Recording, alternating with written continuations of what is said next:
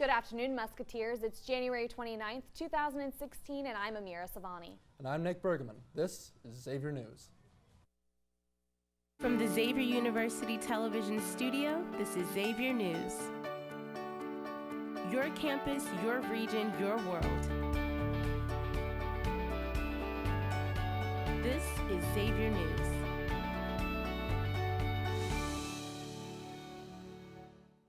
Earlier this week, the affluenza teen Ethan Couch is back in Texas after attempting to flee to Mexico. Couch is currently being held at a juvenile detention center where he will face a hearing tomorrow.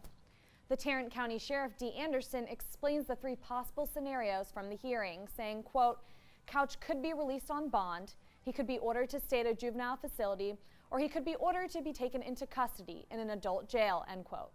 Couch was put on probation after killing 4 people in a drunk driving accident in 2013. We are only 4 days away from the Iowa caucus on Monday, which marks the official beginning to the primary elections for the President of the United States. Fox News held the 7th and final Republican presidential debate before the Iowa caucus amid an absence from poll leader Donald Trump. Trump refused to take part in the event due to the absence of moderator and Fox News reporter Megyn Kelly. Regardless, most polls have Trump up at least 7 points on second-place challenger Ted Cruz and 17 points on Marco Rubio. CNN hosted the final Democratic debate ahead of the Iowa caucus on Monday with former Secretary of State Hillary Clinton, Senator Bernie Sanders, and former Governor of Maryland Martin O'Malley. National polls have Clinton and Sanders in a tight race, but the numbers in Iowa are even tighter. An NBC News, Wall Street Journal, and Marist poll this week has Clinton at 48% and Sanders at 45%, with Sanders within the margin of error to claim the lead. On January 21st, Father Graham held a group discussion concerning the 2001 Cincinnati race riots. Here's Lucy Purcell with the story. Students, faculty, and staff gathered together today in Schmidt Hall to talk about the 2001 Cincinnati riots in honor of MLK Week. Father Graham gathers the Xavier community and Norwood community to start a discussion and conversation on the 2001 Cincinnati riots. It really shed light on an issue I didn't know about. Even though I live in Cincinnati, the riots were not something that I was too familiar with. So it was great to hear about them, and then see how they actually relate to today's events, like Ferguson, Chicago. It really shed light on what happened here and how we should change. In April of 2001, a 19-year-old African-American boy named Timothy Thomas was killed by Cincinnati police, bringing on many riots to the city. High tensions caused people to start addressing police brutality and racial profiling, which brought riots, vandalism, and boycotts into over the Rhine. I think it's important to shed light on social issues that may cause some level of discomfort. I think they're important issues that we should address and see how the community response has impacted the situation. Father Graham used this time to reflect on Cincinnati's history and Xavier's role in changing and picking up the community. And I think it was important to see how Xavier, as a Xavier student, responded and made it an initiative to address some of the race relation problems that plague our city.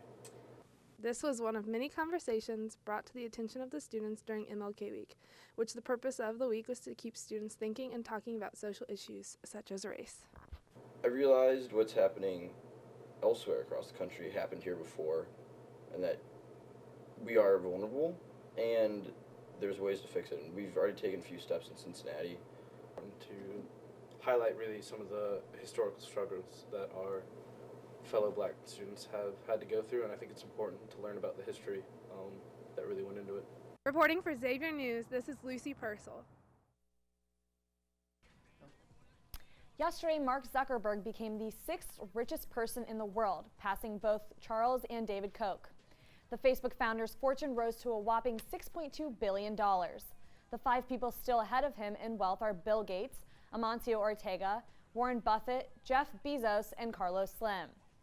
Facebook reported the Facebook quarter sales were up 52%, and the net income for Facebook had almost doubled since last year on Thursday, rising company stock over $14 a share. Toy company Mattel announced Thursday a list of changes coming to the Barbie dolls to make the doll more accurately resemble the way that women actually look. Starting in March, Barbie will begin to be sold with 3 different new body types: curvy, tall, and petite. Additionally, the doll will now be available in 7 different skin tones, 22 eye colors, and 24 hairstyles. Activists have fought for these changes for several years, as Barbie has come under fire for not resembling the way that real women look, which give young girls unrealistic expectations for what beauty looks like, as well as only representing a small segment of the nation's ethnic population, according to critics. However, not everyone is celebrating. Dr. Chris McComber of Meredith College in North Carolina says she's, quote, reluctant to celebrate Barbie's new strategy because it doesn't change the fact that Barbie dolls and other kinds of fashion dolls still overemphasize female beauty. Sure, all body types should be valued, and sure, skin colors should be valued equally, but why must we keep sending girls the message that being beautiful is so important, end quote. McComber is not alone in her criticism, but some are still celebrating the progress. Dr. Kelly Brownell of Yale conducted a study in 1995 that found that young girls notice the body shapes of icons such as Barbie and translate them into unhealthy images. Today, as a dean in Duke University, Brownell said that the new Barbie, quote, represents real progress, not only by having additional skin tones, but by beginning to correct the wildly unrealistic body shapes and sizes of early days. Last week, the Muslim Student Association hosted an event welcoming students to learn more about their club and Islam in general. Here's Sophie Estrada concerning the event. Hi, I'm Sophie Estrada. We're here at Gallagher Student Center talking to the Muslim Student Association about their event, Islam 102. Students from the Muslim Student Association, or the MSA, here at Xavier University came to the Gallagher Student Center today to answer students' questions about Islam. This event is in preparation for a panel about Islam that is taking place on Wednesday called Islam 102. The Muslim Student Association is here today because we're promoting our event that's taking place on Wednesday. It's we're providing an outlet for people to ask questions about Islam that they might not ordinarily have. So it's going to be like an anonymous, you write your questions down on a note card and then we have someone reading them at the front. And we have a panelist, including the president of the Westchester Mosque here in Cincinnati, and then also Dina here as well, a student, and then another panelist as well. So it should be exciting. Hopefully people will listen to what we have to say and take it into consideration.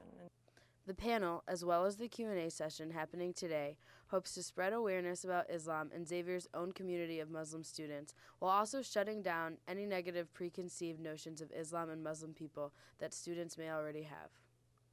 We've gotten a few just kind of basics about the religion, what kind of things do you guys do on a daily basis, and we answer with things like prayer, and we observe Ramadan during that time. And we've gotten a few political questions as well, such as surrounding the Israeli-Palestinian conflict, but we try to stay away from that because that really isn't a religious issue. It's more a political issue, and that's not what we do here. A lot of the stereotype that goes around like Islam and like with the whole basically like worldview of Islam right now, it's kind of not a very good one. So maybe just like open minds a little more about Islam and like get people thinking and get the conversation going, pretty much. I hope that we can start a conversation about Islam and hopefully lead it to a future where Islam is broadly accepted, hopefully. So. We, as Muslim students here on campus, we're a minority obviously, but we are here and we are listening, and we hope that people see us as relatable to them and comfortable enough for them to, just become friends with, honestly. For Xavier News, this is Sophie Estrada. Xavier is hosting a town hall discussion on the riots that took place in Cincinnati 15 years ago. The topic of discussion will focus on the current state of police-community relations, as well as policing reforms brought about by the introduction of the collaborative agreement. The future of this agreement within the city's justice system will also be discussed. The event takes place on February 2nd in the Duff Banquet Room in Cintas, starting at 7 p.m. The founders of the Black Lives Matter movement are coming to campus on Monday, February 1st. Patrice Cullors and Alicia Garza founded the movement in 2013 following the shooting of Trayvon Martin. Cullors and Garza will give a lecture and take questions in the Cintas Banquet Room from 6 to 7:30 p.m. The Xavier Concert Choir will be joining the Cincinnati Boy Choir, Christ Church Cathedral Choir, and Collegium Choir for the Cantata Fest 2016. More than 100 choristers will be celebrating Bach's most significant vocal genre, the cantata. The concert will take place in Christ Church Cathedral on Saturday, February 6th at 4 p.m. Tickets are $15 for general admission and $10 for students and seniors. Your professors are not just instructors. Their talents expand outside the classroom as the art department faculty showcases a new exhibition in the Xavier Art Gallery. Their works range from ceramics to sculptures. A reception today from 5 to 7 p.m. gives the viewers a chance to meet the artist while enjoying refreshments. That's all from the news desk. Stay with us for Cameron Stansberry with the Xavier Sports Report.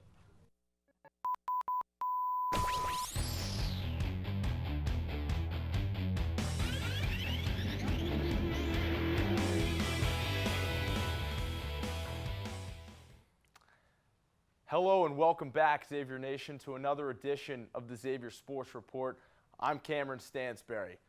What a time to be alive as the Xavier men's basketball team pulled off another top 10 victory, this one coming on the road over Big East rival Providence.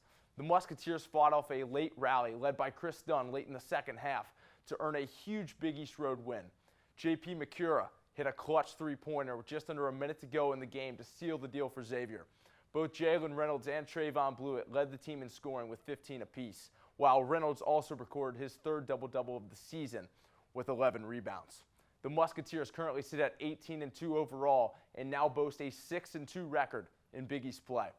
The team next travels to Chicago to take on the DePaul Blue Demons tomorrow afternoon. Be sure to tune in, Musketeers. The Xavier women's basketball team looks to get back to its winning ways and snap a 3-game Big East losing streak here at home tonight as they prepare to take on the Butler Bulldogs. Two teams squared off earlier this month at the famous Hinkle Fieldhouse in Indiana. The Musketeers pulled off a hard-fought 10-point road victory. Look for Xavier stars Rayshawn Gaffney and Madison Blackwell to have big games as the team currently stands at 14-6 on the year and seeks its 6th Big East win of the year tonight at 7 p.m. in Centos. Best of luck on the big game, ladies. We are nearly 3 weeks away from the start of baseball season. The team will kick off the year in the desert against the Sun Devils of Arizona State. Xavier's two-star seniors, catcher Dan Rizzi and shortstop Andre Jernigan, have both been recognized as preseason All-Big East honorees, with the team projected to finish 4th overall in the conference. This marks the 2nd straight season Rizzi has earned the honor and the first for Jernigan. Xavier baseball looks to rebound after a down year in 2015 and will attempt to resemble the 2014 Big East Championship team this time around. The stage has officially been set for what some are calling the American sporting event of the century, Super Bowl 50.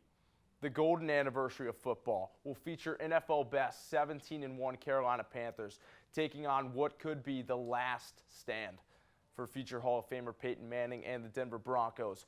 History is on the line for both quarterbacks, as Manning, at 38 years old, would be the oldest quarterback to ever win a Super Bowl. On the other side, Cam Newton of the Carolina Panthers seeks to become the first quarterback to win the trifecta, which includes the Heisman Trophy, a college national championship, and the Super Bowl. Showdown will be February 7th at 6:30 in sunny Santa Clara, California. Well, for everyone here at the studio, thank you for tuning in. Have a safe and enjoyable weekend. And as always, let's go Axe.